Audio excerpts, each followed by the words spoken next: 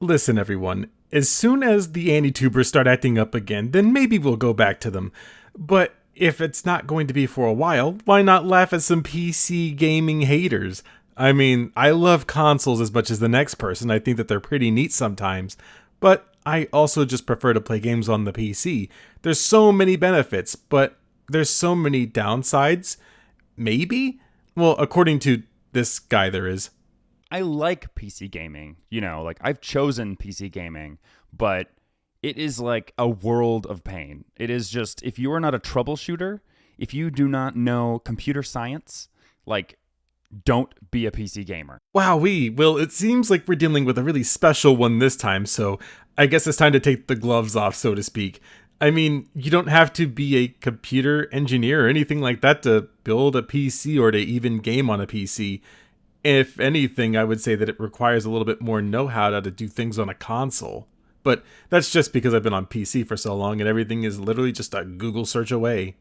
There is not one game that I've ever started in the history of games, especially AAA games, that hasn't given me horrible problems, like for at least 2 hours before I can actually start playing it. Sounds like you got yourself a lemon then, because it literally takes me like 10 seconds to start a game. And then if it doesn't auto adjust to whatever graphical settings that I want, then I just change them. And that again takes about 10 seconds. So if you're spending 2 hours, I'd say that that's more of a user error problem, or maybe you just have a really shitty PC. This is my situation. I have my desk here. It's where I do my editing. I have 2 monitors, right? And then I don't want to game here though, like sitting at my desk. Then why do you have monitors then? I mean, why do anything at your desk if you're not going to play games on your gaming PC? So I have my couch over there with the TV, and I have my TV plugged in via HDMI. So when I'm gaming, I just want to like go over to the couch and then start playing. But instead, what happens is I go over to the couch, start it, something goes wrong. I have to walk back over here, change something, go back to the couch, something's wrong. I come back, change something, go back to the couch, something's wrong, come back to the couch. It's like I have to go back and forth between the couch like 5 or 6 times. So what does this have to do with your PC again? Is it because you're too lazy to actually play games like on your monitor and you want to play it on a couch? I mean, you're still sitting up. I mean, there's no doubt about it. But even then, just move your tower and then get a wireless mouse and keyboard or something. I don't know. These are problems that are easily solvable. First world problems. Like ideally, this is how it would work. Like Microsoft, listen to me. I implore any Microsoft employees that may be watching this or his video to not do anything that he says. This is how it would ideally work. Okay, I have my Xbox controller, right?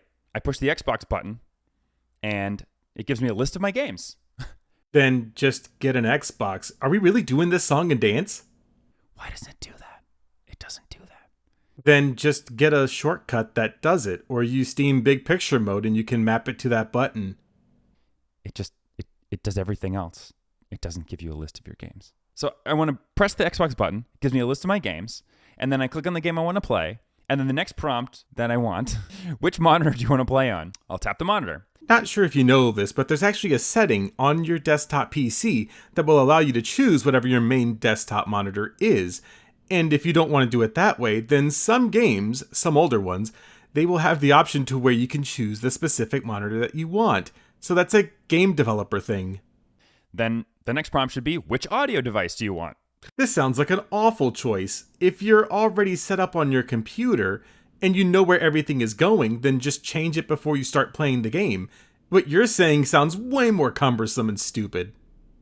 Click on my TV, and then the game will start, and then I'm done. That is how it should work, I feel like. I mean, it doesn't seem too complicated. Imagine having a gaming PC and then saying, wow, this only takes 10 seconds to load, and then add 15 more steps before you start playing the game to then complain that it's taking you 2 hours to play the game. But instead what happens is, like I'll open up Steam, I'll drag it to my third monitor, to my TV, I'll drag it over to the TV, I'll go over to the couch, I'll push play, and then it'll play here. And I'll be like, fuck, great. And then I learned that there's a shortcut, Windows Shift left or right, that'll move it to the different display. But I was playing Resident Evil 2 and like literally doesn't do it. It's just like Resident Evil 2 is like, I don't like it. So because a game will not work for you, then all of the PC platform is bad? Again, if you follow those simple steps of changing your display before you start playing, you literally will not have this problem. It's almost like people don't want to take time to actually learn the thing that they're playing on, and they just want their console instead. And listen, there's nothing wrong with playing on console, but don't complain about the PC if you're not willing to at least understand why things work the way that they work. Then I have to turn the game off, run over here, push play over here, and then when the window comes up, I have to drag it onto the third screen, onto my TV, then run over to the couch and look at the TV. And then 9 times out of 10, the resolution is wrong. Then change it. Because it just randomly changes. Like, I want to play at 1440p. I'm just playing at 1440p right now, okay? And I just want to play at 1440p, but like I go over there and it's at like 1366 by 285. You know, you're like, who plays it at this resolution? You know, like give me 480p, 720p, 1080p, 2160p, and 1440p. I'm sorry to disappoint, but there's other resolutions than just those. Some people have laptops where they are a much different kind of resolution and aspect ratio, especially when you start to get to something like ultra wide, and then you would probably just lose your mind at that point. I don't know what else that you really want out of this other than just hit the button and then it'll give you a whole list of options. If you can't choose what you want to play in with those options, then this sounds like you just might be a little retarded. And then the rest of them can be in some advanced menu, but like on Resident Evil 2, especially, you're like clicking through them, and every time you click through them, it like changes the resolution live and in like right in front of you. You mean that thing that it's supposed to do to show you that those are the choices that you made? Is this a troll video? I feel like this is a troll video. I think I've gotten to the point now where we've looped around, and I think that this might just be a troll video.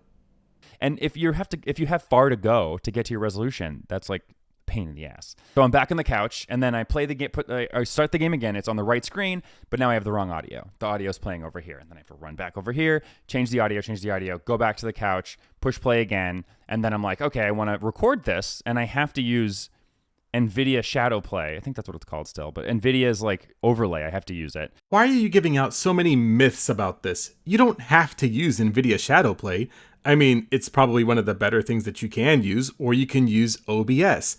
Or you can use Streamlabs OBS. I kind of wouldn't advise against that one, but it's not that great of a program. But again, you do have options. You don't have to even use any of those if you want to record your gameplay.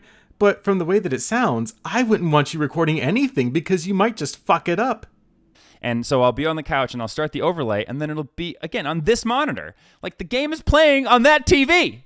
And it opens up over here. Makes no sense. So then I'll stop doing that. Also, it like freezes the game sometimes. It's like, I don't get it. So I'll stop the game again, and then I have to come back over here, and then I have to go to display settings, and I have to check off, like make that monitor to my main display, the TV. And then I can go back over there, and then when I do NVIDIA, like then it works. So you knew about these solutions and still tried to be stupid about it. What planet are you actually from? Because no human I know talks like this. NVIDIA's like, I don't mind it. I want to record in HDR, and OBS Streamlabs doesn't do it, and Windows Game Bar doesn't do it. Hopefully Windows 11 fixes all this stuff. Hopefully this is preemptive. So I was just playing Resident Evil 2. I wanted to get some footage for everybody. I wanted like some really great, high quality HDR footage because it looks so good. Like playing Resident Evil 2 at 120 hertz at 1440p with like 150% quality is amazing. It's really, really great, and it's really, really impressive. So I wanted to record that for everybody. Well, then just record. I literally did most of my Psychonauts 2 gameplay with exactly those same settings, except I just did it at 4K 60 because I was using my 4K monitor, but still, doesn't really matter. You have the option to do so. And I opened up NVIDIA Shadow Play after I got it to go on the right monitor and everything, and I did it, and I played for like an hour. Got to the final boss. I played through the entire lab section, and I finished, and I was like, this is great. And Shadow Play worked. Everything was fine. It was super fluid. I did never drop below 120 frames per second. It was amazing. It was exactly what I needed and wanted, even though it took me like a long time to actually get to that point. But then I came back over here to watch the footage, and I opened it up, and this is what I saw. Let me go ahead and tell you that it's a common thing where it just records your desktop. But again, everything is pretty much a quick Google search away. I'm pretty sure there's about 10 forums talking about this, and that's on the low end. Yes, my desktop. It recorded my desktop for an hour. Why? Why would it do that? Yeah, we're going to record the secondary display that's not in use. And I've chosen this. My PC now at this point is like There's so much money in this PC now with that, especially with that graphics card. So and it looks good. Like it's giving me good frame rates and everything. It like looks really great. And I'm happy about that. But even like Red Dead Redemption 2, another AAA game, it's just I'm constantly in and out of it, and it takes so long to load. And then it makes me install like the Rockstar launcher, which does literally nothing. It just launches before the game. It's like I open up Steam, I push play, Rockstar Games Launcher opens, then the game opens, and that's it. Like if Rockstar Games Launcher like gave me the option of changing game settings like outside the game, that'd be one thing. Like I would love to change settings outside the game. But hardly any games give me that option. Like only Shadow of the Tomb Raider gave me that option. Well, then play Shadow of the Tomb Raider, you fucking lazy ass. So it's just such a pain in the ass to get games to work. You have to have a computer science degree. Well, of course, people like myself, Fratanga, and even Griffin Gaming, we all have our computer science degrees. We're super smart, and we never have problems at any point in time because we're just so smart. In order to get HDR working, I had to open up the settings.ini file, find the HDR value, and change it from true to false when it opened. These are AAA games. It doesn't compute. Maybe I need to work for these people. Rockstar, Microsoft, Capcom, like, please let me help you. Something that may be far out of your grasp is that these companies usually outsource to another company that ports things over to the PC. But also, why should they make it for someone as stupid as you? I mean, having a PC is almost as stupid proof as you can get. You literally click on a thing, and if you don't know what thing does, you Google it. If you're on a console, I mean, you could always look up a manual. They pretty much tell you on the console how to do everything there. So this seems like it's more user error and not actually a problem with the architecture that you're working with. Because this sucks. It does. Like, just freaking, like, let me designate my TV as my gaming display. Microsoft, let me designate my TV as my gaming display. I never use it unless I'm gaming. So make it so that when I push the Xbox button, gaming display turns on, just like it's an Xbox. It's just like an Xbox TV. Just buy an Xbox, dude. You know? Boom. List of games. Why can't I have that? Even just letting me choose my monitor before the game starts would be a huge, huge improvement. Like, I've... the lengths I've gone to, like I literally bought extension cables, like this long extension cables for my display ports so I can unplug them easily under the monitor because I have to unplug them all the time, especially with HDR. I just constantly plugging things and unplugging things, and I just want it to be easy. I just want it to be like an Xbox. I just want it to be like a PlayStation. Please, Microsoft, let me do this. Sounds like you're really just wanting a console. Maybe PC gaming just isn't for you. I mean, I know that there's probably 15-year-old Timmys out there that can probably figure out how to use a computer better than you can. I mean, more than just buying extension cords because they need to unplug their monitors all the time? Or if you're someone watching and you have some amazing, wonderful workaround that I have never heard of, like, please tell me. I just want to know. Okay, here's the workaround, okay? If you're ready for this, go ahead and take this note down. You choose Internet Explorer because that's what's coming with your computer anyways, or you can, download Google Chrome or Firefox, whatever you prefer, and then you type in www.google.com, and then you type in what your issue is, and then voila, you get answers. I just want to be able to push the Xbox button, select a game, select my monitor, select my audio device, then go. And then in that situation, then it wouldn't even be so bad if I have to be changing settings a lot, I've been playing Tales of Arise for a good while now, and I can tell you that as soon as I started up the game, it only went to one monitor, and it was in 4K, and it was at 60 hertz. And you know what? I never had to change a single fucking setting. Of course, to turn off like depth of field and motion blur, which are pretty much crimes against humanity, but those were the only things I changed, and those didn't really take that long. I just hit the left button and then it turned it off. Like if in game mode, when I push the thing, if it disabled these two monitors, that would be even better. But what if you're trying to record something or stream something from that same computer? Why would it disable the monitors, you fucking idiot?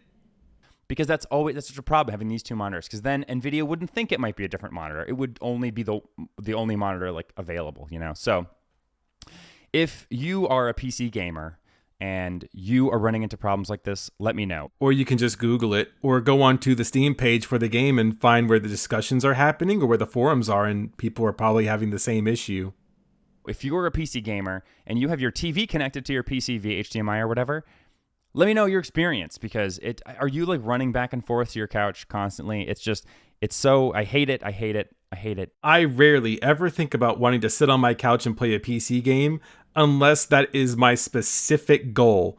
Otherwise, I just sit at my computer or I just lean back in my chair, and that's all there is to it.